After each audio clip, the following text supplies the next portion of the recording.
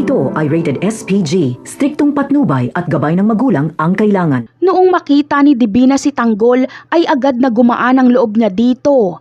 May naaalala kasi siya mula sa nakaraan dahil kamukhang kamukha ni Tanggol ang dating karelasyon ni Divina na si Ramon.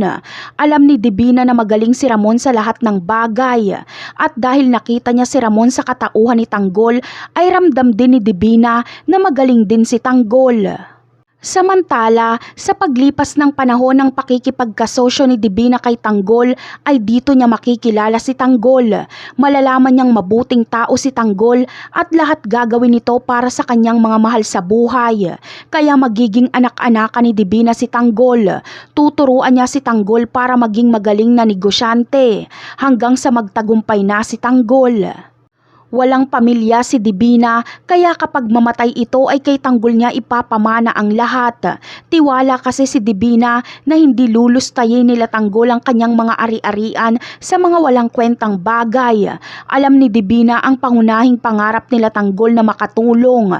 Sa katunayan ay sa pagbabalik nila Tanggol sa Quiapo ay mamimigay sila ng ayuda at ipapagamot ang may mga sakit. Takang-taka si Rigor kung saan galing ang kayamanan ni Tanggol pero wala siyang makikitang butas kay Tanggol dahil legal ang lahat ng negosyo nila Divina. Ano kaya ang gagawin ni Lena kapag makita niyang napakayaman na ni Tanggol? Malamang ay susubukan niyang sumipsip dito dahil mukha siyang pera. Pero mapapahiya lang siya dahil tatablahin lang siya ni Tanggol.